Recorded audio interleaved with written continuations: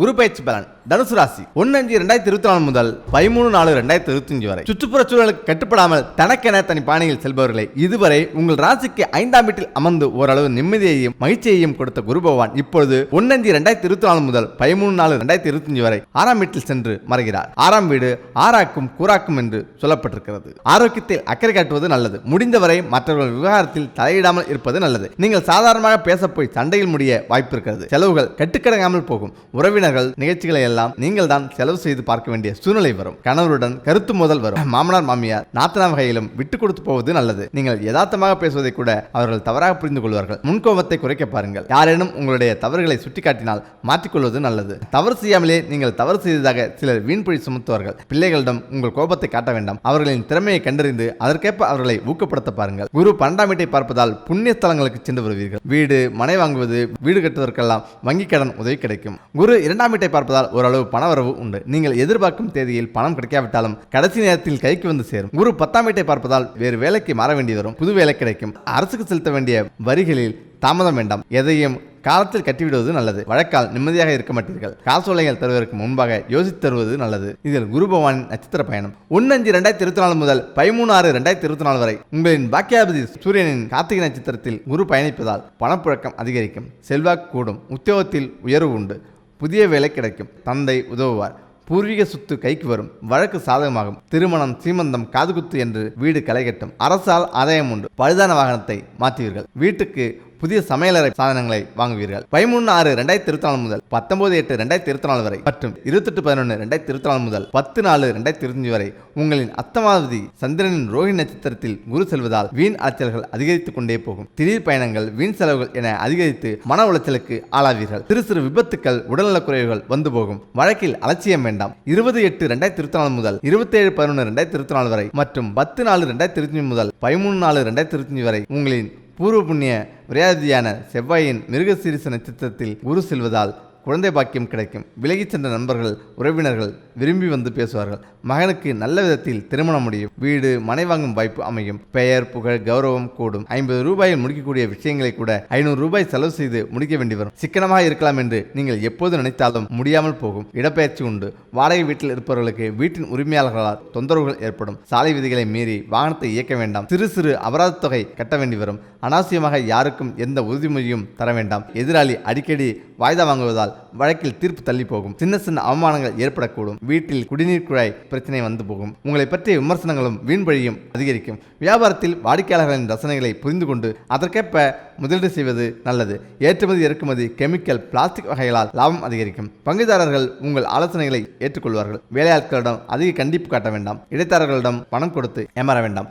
அரசு சம்பந்தப்பட்ட டெண்டர்கள், கான்ட்ராக்ட் விஷயத்தில் கவனமாக செயல்படுங்கள். கடையை வேறு இடத்துக்கு மாற்றுவீர்கள். சித்திரை, வைகாசி மாதங்களில் புது ஒப்பந்தங்கள் வரும். ஆவணி மாதத்தில் லாபம் அதிகரிக்கும். கடையை விரிவுபடுத்துவீர். உத்தியோகத்தில் பொறுப்பு அதிகமாகும். சக ஊழியர்களில் ஒரு சிலர் அவர்களின் வீழ்ச்சிக்கு நீங்கள் தான் காரணம் என்று தவறாக புரிந்து கொள்வார்கள். மறைமுக எதிர்ப்புகளும் இருக்கும். சிலர் பணியிலிருந்து கட்டாய ஓய்வு பெறக்கூடிய சூழ்நிலை உருவாகும். உங்களை விட அனுபவம் குறைவானவர்கள், வயதில் சிறியவர்களிடமெல்லாம் நீங்கள் அடங்கி போக வேண்டிய சூழ்நிலை உருவாகும். குரு மாற்றம் உங்கள் இமேஜை ஒருபடி குறைத்தாலும், உடல்நலக் குறைவையும் தந்தாலும், சகிப்புத்தன்மையாலும் சாதுரியமான பேச்சாலும் ஓரளவு முன்னேற வைக்கும். பரிகாரம்: தேனி மாவட்டம் குச்சனூர் என்னும் கிராமத்தில் உள்ள சிவாலயத்தில் யானை வாகனத்துடன் ராஜதோரணையில் அருள்பாலிக்கும் ஸ்ரீ ராஜயோக தட்சிணாமூர்த்தியை வியாழக்கிழமைகளில் கொண்டக்கடலை மாலை சாற்றி வணங்குங்கள். நலிவடைந்த விவசாயிகளுக்கு உதவுங்கள். வெற்றிகள் தேடி வரும். உங்கள் வீட்டில் இந்த அறிகுறி இருந்தால் பணமும் வெற்றியும் உங்களை தேடி வரப்போகுதாம். ஆம், சரியா கவனிங்க. மகிழ்ச்சி, அதிர்ஷ்டம் மற்றும் வெற்றி என்ற 3 விஷயத்தை வாழ்க்கையில் பெற எல்லோரும் காத்திருக்கிறார்கள். ஒவ்வொருவரும் கடினமாக உழைத்து வாழ்க்கையில் இந்த அதிர்ஷ்டத்தை அடைய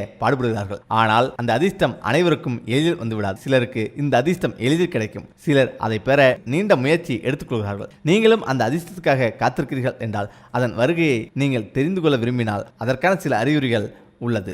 அவை என்னென்ன என்று பார்க்கலாம். இந்து நம்பிக்கையின்படி நீங்கள் ஒரு தெய்வத்தை வணங்கும் போது துரதிர்ஷ்டம் விலக, வாழ்க்கையில் அதிர்ஷ்டம் வருவதற்கான அறிகுறி உள்ளது. வழிபடும் போது தற்செயலாக உங்களின் முன் பூ விழுந்தால் அதை தெய்வ அருளாக கருதி உங்கள் வாழ்க்கையில் அதிர்ஷ்டத்தின் அடையாளமாக கருத வேண்டும். ஒருவரின் உள்ளங்கையில் அரிப்பு ஏற்பட்டால் விரைவில் எங்கிருந்தோ பணம் வருவதற்கான அறிகுறி தோன்றும் என்பது இந்துக்களின் நம்பிக்கை. இருப்பினும் ஆண்களுக்கும் பெண்களுக்கும் இந்த அடையாளம் மாறுபடும். ஆண்களுக்கு வலது கையிலும் மற்றும் பெண்களுக்கு இடது கையிலும் இந்த அறிகுறி ஏற்படும். வீட்டினுள் மட்டுமன்றி வீட்டிற்கு வெளியே வரும்போதும் செல்லும் போதும் வாழ்வில் அதிர்ஷ்டம் வரும் சுப அறிகுறிகளை காணலாம். ஒரு நபர் சில முக்கியமான வேலைகளை செய்வதற்காக வீட்டை விட்டு வெளியேறும் போது ஒரு நபர் அல்லது துப்புரவு செய்பவர் சாலை துடைப்பதை பார்த்தால் அது வெற்றியையும் நன்மையையும் குறிக்கிறது என்று நம்பப்படுகிறது. இந்து மத நம்பிக்கையின்படி வீட்டில் பூனை அழுவது மிகவும் அசுபமாக கருதப்படுகிறது. அதே பூனை வீட்டில் ஒரு குழந்தையை பெற்றெடுப்பது நல்ல அறிகுறியாக கருதப்படுகிறது. பூனை தன் குழந்தையை பெற்றெடுக்கும் வீட்டிற்கு விரைவில் லட்சுமி தேவி அந்த வீட்டிற்கு கருணை காட்டுவதாகவும் அந்த வீட்டில் செல்வம் மற்றும் தானியங்கள் குறைவில்லாமல் இருக்கும் என்றும் நம்பப்படுகிறது. இந்து மதத்தில் யானை விநாயக பெருமான அடையாளமாக கருதப்படுகிறது. அவர் மங்களம் மற்றும் லாபத்தின் கடவுளாக கருதப்படுகிறார். நீங்கள் சில முக்கியமான வேலைகளுக்காக வெளியே சென்றால் வழியில் யானை கண்டால்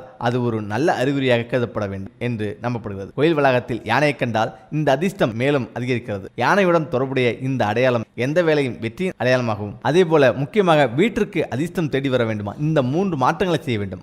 வாஸ்து சாஸ்திரத்தின்படி வீட்டின் திசை மற்றும் அதன் வடிவமைப்பில் சில விஷயங்கள் சிறப்பு கவனம் செலுத்த வேண்டும். வாஸ்து நிபுணர்களின் கூற்றுப்படி வீடு கட்டும் போது வாஸ்து விதிகளை புறக்கணித்தால் எதிர்மறை ஆற்றல் வீட்டில் தங்குவதற்கு அதிக வாய்ப்புகள் உள்ளதாம். அத்தகைய சூழ்நிலையை நீங்கள் எதிர்கொண்டிருந்தால் வீட்டில் உள்ள வாஸ்து தோஷங்களை நீக்கி நேர்மறை ஆற்றலை புகுத்துவதற்கு வீட்டில் சில மாற்றங்களை செய்ய வேண்டும். வாஸ்துபடி வீட்டின் வழிபாட்டிற்கு மிகவும் பொருத்தமான திசை வடகிழக்கு, அதாவது கிழக்கு வடக்கு மூலை. வீட்டின் கோவில் எப்போதும் கிழக்கு வடக்கு அல்லது கிழக்கு வடக்கு கோணத்தில் இருக்க வேண்டும். மேலும் கோவில் சற்று உயரத்தில் இருக்க வேண்டும். இத்தகைய முறையில் நீங்கள் உங்கள் வீட்டு வழிபாட்டு அறையை அமைக்கவில்லை என்றால் மாற்றி அமைப்பது சிறந்தது. கடிகாரம். வீட்டில் கடிகாரம் சரியான இடத்தில் நிறுவப்படவில்லை என்றால் வாழ்க்கையில் பல நிதி சிக்கல்கள் எழுவதற்கு வாய்ப்புள்ளதாம். வாஸ்துபடி வீட்டில் கடிகாரத்தை மேற்கு அல்லது தெற்கு திசையில் வைக்கக்கூடாது. அதே நேரத்தில் கடிகாரத்தை கிழக்கு அல்லது வடக்கு திசையில் வைக்கலாம். கடிகாரத்தை தப்பான திசையில் நீங்கள் வைத்திருந்தால் உடனே வாஸ்துபடி மாற்றி வையுங்கள். துளசிக்கு தனி முக்கியத்துவம் உண்டு.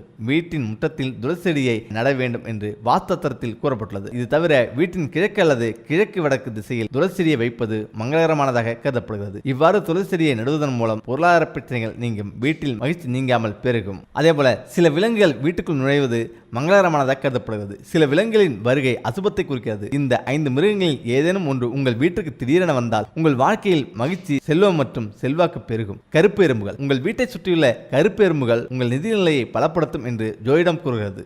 கருப்பு எறும்பு சனி கிரகத்துடன் தொடர்புடையதாக கருதப்படுகிறது. கருப்பு எறும்புகள் உங்கள் வீட்டிற்கு வாயிலில் முட்டையுடன் வந்தால் விரைவில் கடலில் இருந்து விடுபடுவீர்கள். அதேபோல ஆமை. ஜோதிட சாஸ்திரப்படி உங்கள் வீட்டிற்கு ஆமை வந்தால் அது சுபம். மத நூல்களில் நீர்வாழ் விலங்குகளுக்கு சிறப்பு பங்கு உண்டு. உங்கள் வீட்டிற்கு ஆமை வந்தால் அது நேர்மறை ஆற்றலை கொண்டு செல்லும். ஆமை விஷ்ணுவின் ஆமை அவதாரமாக கருதப்படுகிறது. வீட்டிற்கு அதன் வருகை லட்சுமி தேவியை மகிழ்விக்கிறது மற்றும் மகிழ்ச்சி, செழிப்பு மற்றும் அமைதியை மேம்படுத்தும். ஜோதிட சாஸ்திரப்படி உங்கள் வீட்டிற்கு கிளி வந்தால் அது மிகவும் மங்களகரமானதாக கருதப்படுகிறது. கிளி செல்வத்தின் கடவுளான குபேரனுடன் தொடர்புடையதாக நம்பப்படுகிறது. இது புதன் கிரகத்துடன் தொடர்புடையதாகவும் நம்பப்படுகிறது. புதன் மச்சிமையின் சின்னம். கிளி காமதேவரின் வாகனம் என்று அழைக்கப்படுகிறது. வீட்டுக்குள் நுழைவதால் மகிழ்ச்சி, செல்வம் மற்றும் செழிப்பு அதிகரிக்கும். தவளை. இந்திய சூழலியல் மற்றும் ஜோதிடத்தில் தவளைக்கு சிறப்பு பங்கு உண்டு. தவளை உங்கள் வீட்டில் நுழைந்தால் அது அதிர்ஷ்டத்தின் அடையாளமாக கருதப்படுகிறது. தவளையோ அல்லது அதன் சிலையோ செல்வத்தை கொண்டு வர வீட்டில் வைக்கப்படுகிறது. நவகிரகங்களின் முழு சுபகிரகம் வடிவில் அனைத்து விதமான செல்வங்களையும் அளிப்பவர் சப்த ரிஷிகளில் மகன் குரு என்றும் பிரகஸ்பதி என்றும் வியாழ பகவான் என்றும் அழைக்கப்படுகிறார். இவர் தேவர்களுக்கு எல்லாம் குரு. நம் வாழ்வில் 2 விஷயங்கள் மிகவும் முக்கியம். அதாவது தனம் என்று சொல்லக்கூடிய பணம், இரண்டாவது புத்திர சம்பந்த் சொல்லக்கூடிய குழந்தை செல்வம். இந்த 2ஐயும் அளிக்கக்கூடிய சர்வ வல்லமை பெற்ற கிரகம் குரு. குருவுக்கு மேலும் பல்வேறு விதமான ஆதிக்கங்கள் உள்ளது. ஞானம், கூந்த மதிநுட்பம், மந்திரி யோகம், நிதித்துறை, நீதித்துறை, வங்கி, கல்வி, வேத உபதேசம் போன்றவையெல்லாம் குருவின் அதிகாரத்துக்கு உட்பட்டவை. அவரது அருள் இருந்தால் இந்த துறைகளில் பிரகாசிக்கலாம். எந்தெந்த கோயில்களுக்கு சென்றால் என்னென்ன அதிர்ஷ்டம் வரும்?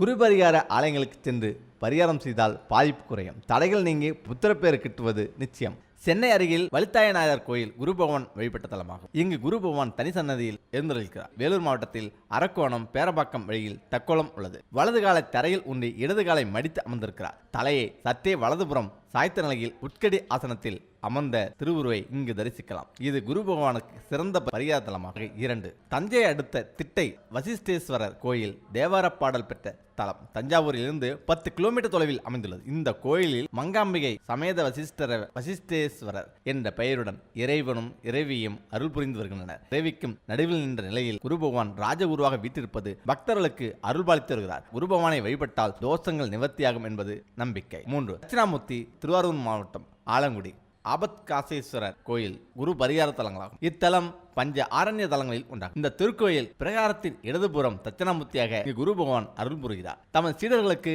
24 அச்சாரங்கள் உள்ள மந்திரத்தை உபதேசித்தார் என்பதால் இதுவரை இவரை 24 முறை வலம் வந்து 24 தீபங்கள் ஏற்றி வழிபடுகிறார்கள். வியாழக்கிழமைகளில் மஞ்சள் நிற ஆடை சமர்ப்பித்து முல்லை மரங்களால் அர்ச்சனை செய்து இந்த குரு பகவானை வழிபடுவது சிறப்பு. காசிக்கு நிகரான தலம் மயிலாடுதுறையில் கோயில் கொண்டுள்ள மயூரநாதரை குரு பகவான் வழிபட்டதாக ஐதீகம். இங்கு தட்சிணாமூர்த்தியாக அருள் பொழியும் குரு பகவானை வழிபட குரு தோஷங்கள் நிவர்த்தியாகும். காசிக்கு நிகரான 6 தலங்களில் மயிலாடுதுறையும் ஒன்று. 5. சிவகங்கை மாவட்டம் காரைக்குடி அருகில் உள்ள பட்டமங்கலம் ஆலயங்களில் குருவிற்கு பரிகார பூஜைகள் செய்து வழிபடலாம். பட்டமங்கலத்தில் கிழக்கு நோக்கிய அனுகிரக தட்சிணாமூர்த்தியாக அருள் பார்க்கிறார். குரு பயிற்சி நிகழப்போகும் இந்த நேரத்தில் நேரில் சென்று குரு பகவானை தரிசனம் செய்யலாம். 6. திருக்குருகூர் ஆழ்வார் திருநகரி நவத்திருப்பதிகளில் ஒன்றான ஆழ்வார் திருநகரி குருத்தலமாகும். இந்த தலம் தூத்துக்குடி மாவட்டம் ஸ்ரீ வைகுண்டம் அருகில் உள்ளது. இந்த தலத்தில் பாயும் தாமிரபரணி பிரம்மதீர்த்தம் என்று அழைக்கப்படுகிறது. நம்மாழ்வார் அவதரித்த பெருமை இந்த தலத்துக்கு உண்டு. நம்மாழ்வாருக்கு ஆதிநாத பெருமாள் குருவாக அருள் பார்க்கிறார். 7. திருச்செந்தூர் குரு தட்சிணாமூர்த்தி குரு பகவானுக்குரிய தலங்களில் பிரதான இடம் பெறுவது முருகனுக்குரிய 6 படைகளில் 2ஆம் படை வீடான திருச்செந்தூர் ஆகும். இங்குள்ள மேதா தட்சிணாமூர்த்தியும் விசேஷமானவர். வலது கையில் சிவபெருமானுக்குரிய ஆயுதமான மழுவும் இடது கையில் மானும் உள்ளது. 8. தாமிரபரணி கரையில் உள்ள கைலாயங்களுள் ஒன்றான முரப்பநாடு தூத்துக்குடி மாவட்டம் வல்லநாடு அருகில் உள்ளது. இங்கே கைலாசநாதர் குருவின் அம்சமாக அமைந்துள்ளார். தாமிரபரணியில் நீராடி குரு பகவானை வணங்க தோஷங்கள் அனைத்தும் நீக்கும். வாய்ப்புகள் குறைந்து நன்மைகள் அதிகமாக நடக்கும். வியாழக்கிழமைகளில் சென்று பூஜை செய்வது மிகவும் சிறப்பு வாய்ந்தது.